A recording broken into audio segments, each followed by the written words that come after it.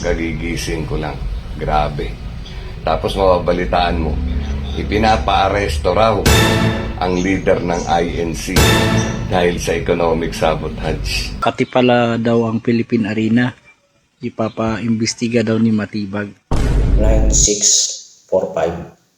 Republic Act 9645 establishes the founding anniversary of the Iglesia ni Cristo on July 27 as a special national working holiday. Palalabas nila na sila ay mga Iglesia ni Cristo na magsasabi ng ganito ang gagawin namin sa araw ng ganito. Mayroon kaming malaking rally. Trolls, umanda ka. Mayroon ng sampula. Kikita ninyo sa screen. Isang magandang araw po sa ating lahat, mga kapatid, mga kababayan. Kumusta na kayo lahat? Ngayon ay linggo, July 26, bispera sa kaarawan ng Iglesia ni Cristo. Bukas, July 27, anniversary po ng Iglesia ni Cristo.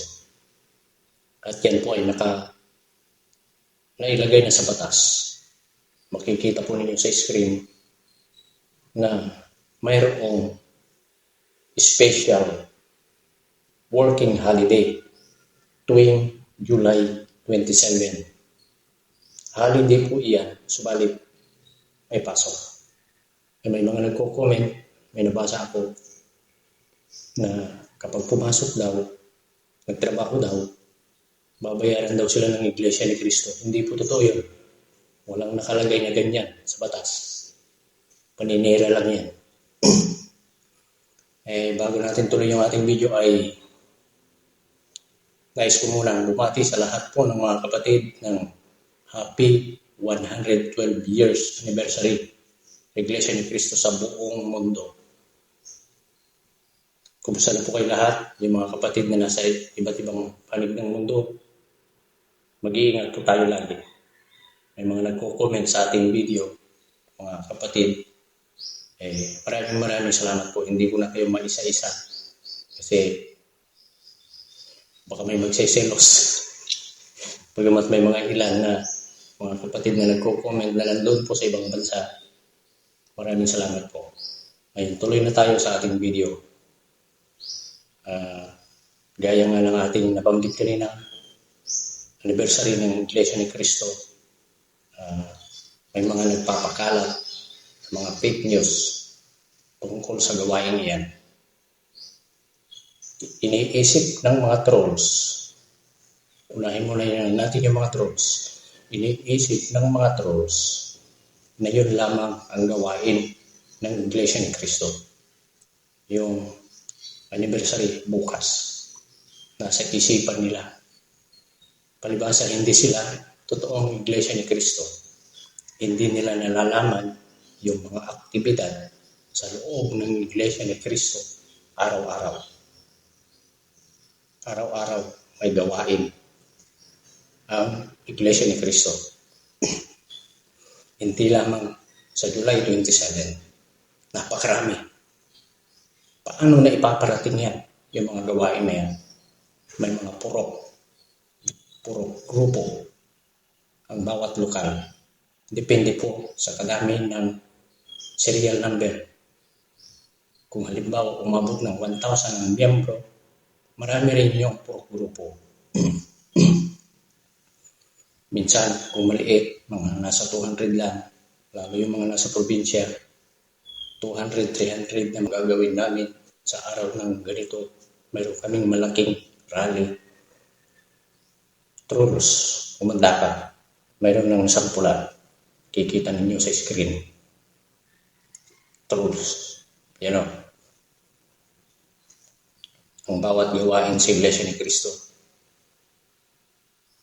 na ipaparating sa mga pagpupulong ng mga may tungkulin.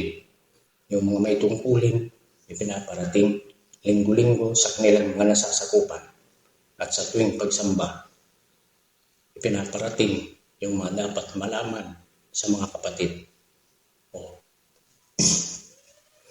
Ngayon, tatanungin ninyo, bakit yung ministro ninyo nagsasalita sa Net 25? Depende sa pasya ng pamamahala. Huwag mong turuan ang pamamahala. Pasya nila yun. Sila ang may karapatan. Kung sino yung inatasan nila, yung mga katuwang nila, sila lamang ang may karapatan. Iginagalang namin sila. Kung ano yung pasya ng leader, buong puso namin susundin para yun sa kabutihan ng Iglesia ni Cristo. Bakit? Sapagkat ang leader ng Iglesia ni Cristo, ang Diyos ang naglagay. Yung bayan ng Diyos, ito lamang ang may kinikilala. Yung bayan ng Panginoong Diyos. Kasi yung ibang bayan, walang Diyos. Napakaraming bayan sa panahon ng Israel. Mayroong nagsalita sa Biblia, sa kasaysayan. Sa lahat ng bayan sa buong mundo, maliban sa Israel. Ang Israel lamang ang may Diyos.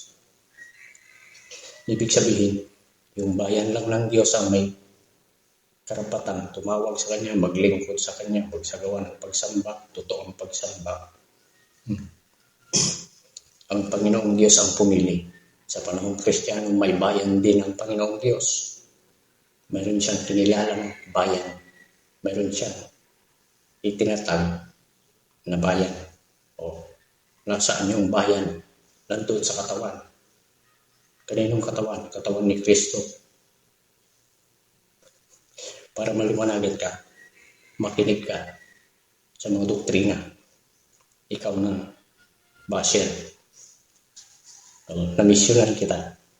Makinig ka sa doktrina sa Iglesia ni Cristo para malaman mo.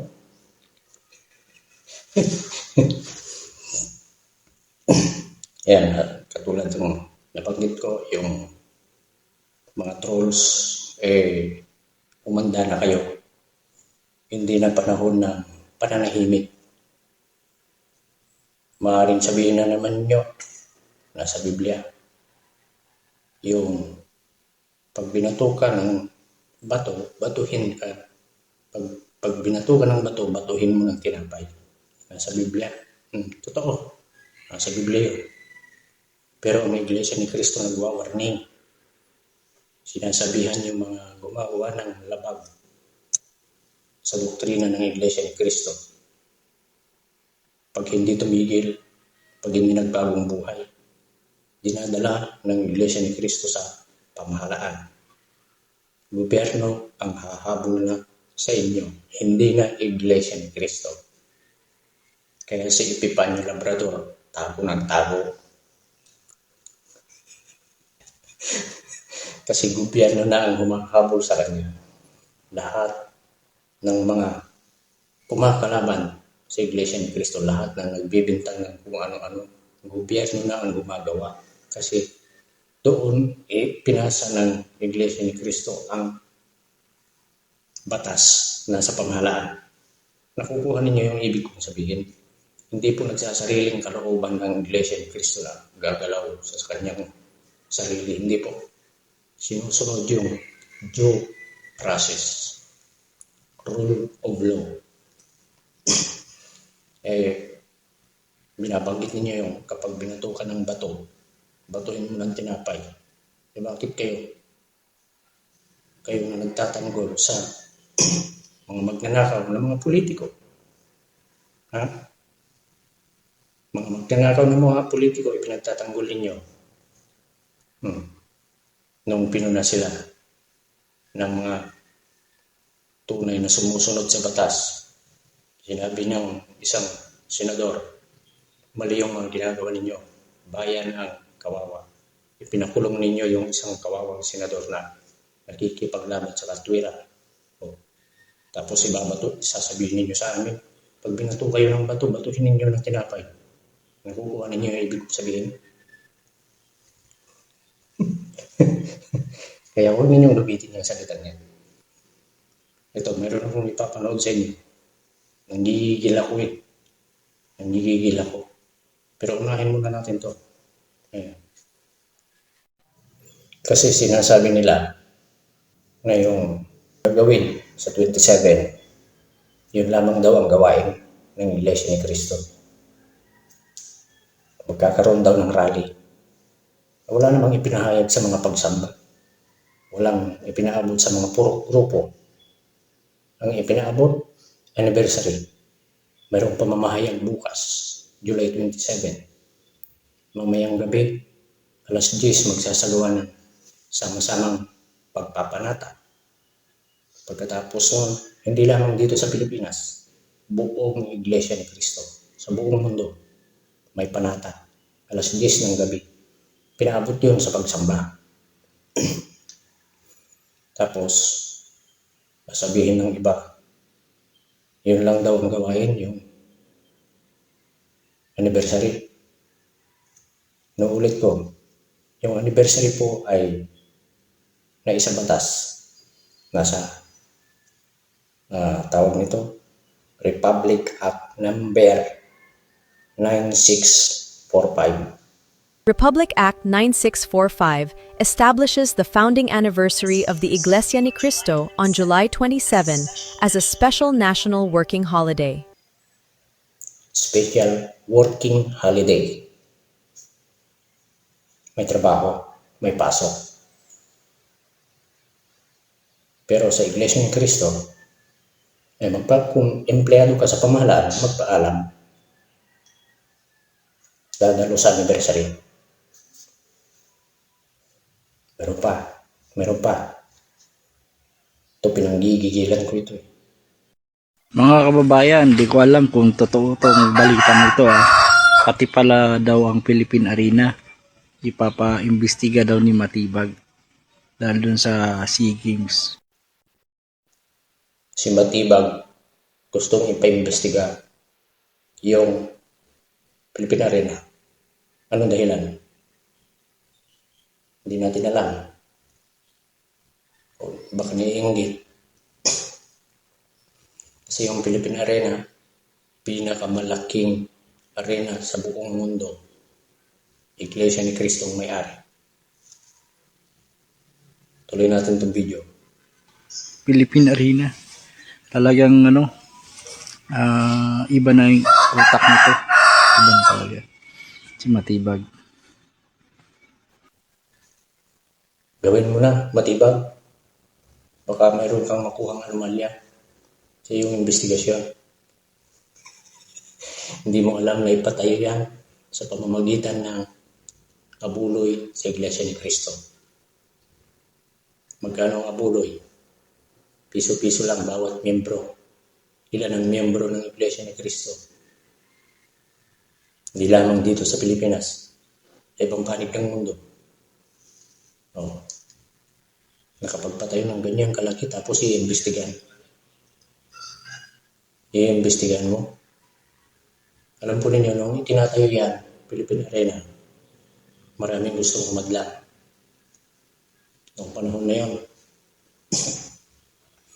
ang presidente na noon, Noynoy Aquino, maraming gustong humadlang. Ginigipit nila yung materialis. Pero hindi naantala, hindi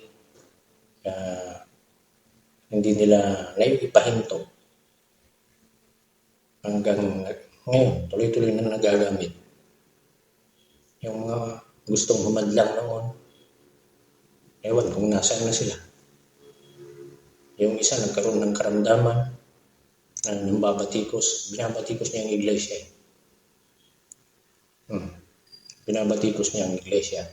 Nagkaroon ng karamdaman na hindi malaman ng mga doktor kung anong sakit. Pumunta sa iba't ibang ospital, sa iba't ibang panig ng mundo. Walang nangyayari. Mang-uusig yun. Yung isa wala na, pumanaw na. Hindi ko na babanggitin. Pero alam ng mga kapatid yan. Kaya ikaw, Matibag, pag wala kang naimbestigahan na anomalya, ang iglesia na ang bahala sa'yo. Bakit mo pa iimbestigahan ang Philippine Arena? Anong dahilan? Ganun lang yun.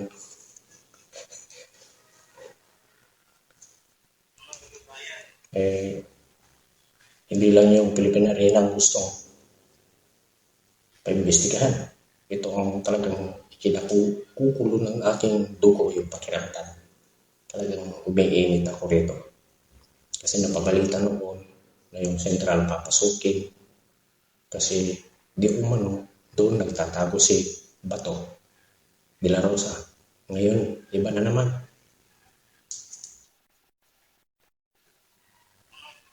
Panoorin po ninyo.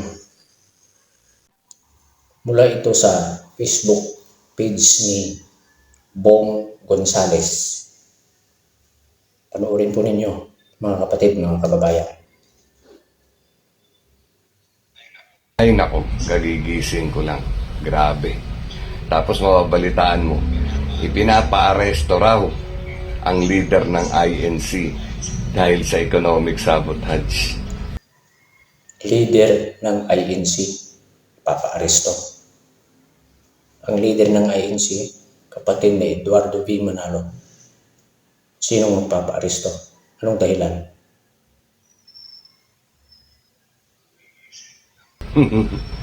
Subukan nyo nang makita nyo ang resulta. Hindi ako INC, pero sinusuportahan ko yung laban nila sa korupsyon. Dahil sa economic sabotage. Anong kinalaman ng pamamahala sa economic sabotage sa pamahalaan sa gobyerno sa Pilipinas? Hindi ba't gobyerno ang may kinalaman dyan? Economic sabotage. Subukan ninyo. Sige, pasukin ninyo ang sentral. Nandoon sila sa sentral. Ang pamamahala. Mangyayari ang mangyari. Subukan ninyo. Yun nga lang mga may tungkulin na may nawawala. Kinikidnap. Yun lamang mga ministro na pinapasok ng masasamang loob. Ay masama ang aming pakiramdam. Yung pa kayang aming leader. Subukan ninyo. Mangyari ang mangyari.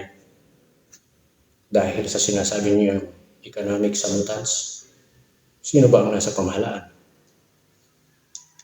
Anong kinalaman ng kay Eduardo sa economic sabotage? Anong kinalaman ng Iglesia ni Cristo?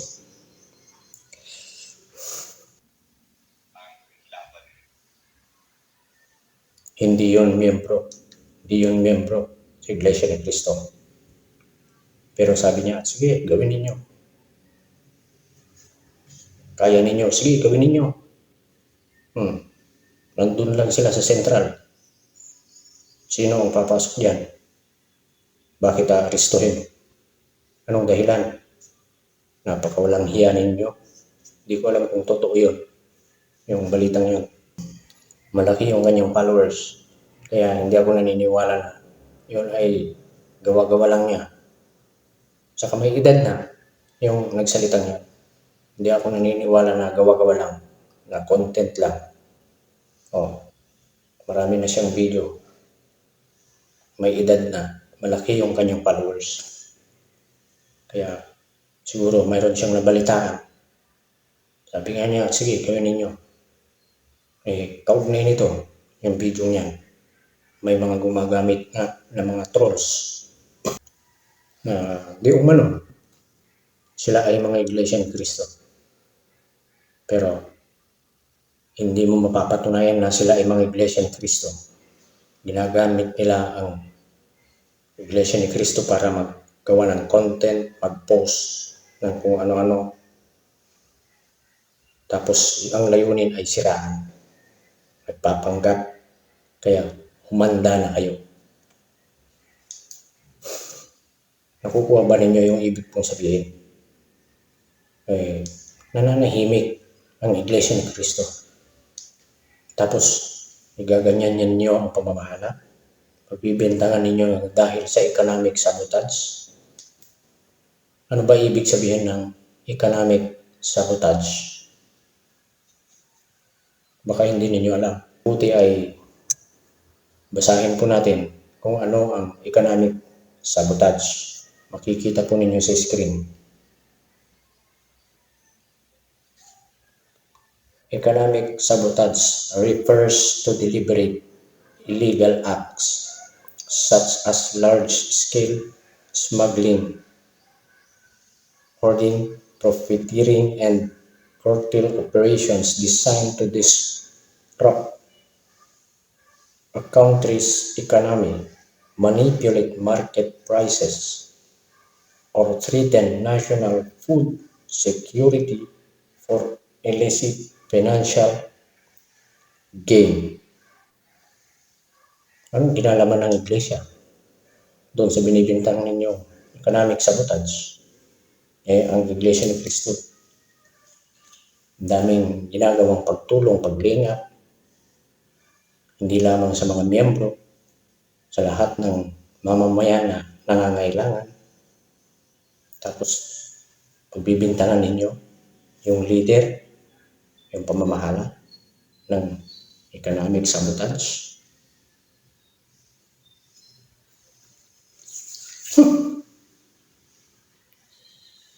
Ngayon, mayroon akong ipapanood sa inyo ng video. Panoorin po ninyo. Totoo yung sinasabi ni BBM na yung mga may hirap at yung mga maghihirap pa lang. 6 trillion ang nautang ng kanyang administrasyon as of May 2026. Ang dolyar at peso exchange rate 61.80. Merong projection na abot ito ng 63 to a dollar. Ang crudo tumataas sa world market, pero yung dolyar natin, yung exchange rate ng dolyar at saka peso, tumataas din. So hahabulin natin yung difference. Yung utang natin sa ibang bansa na binabayaran natin ng dolyar, dahil nga automatic appropriation tayo, malaki. So makukulangan na naman yung ating annual budget. Yung 60 billion ng PhilHealth hindi pa nasasoli. Maapektuhan yung ating pagkain dahil dolyar din ang pambili natin ng pagkain. Dependent tayo sa import, sa mga imported na pagkain, pati bigas imported na rin.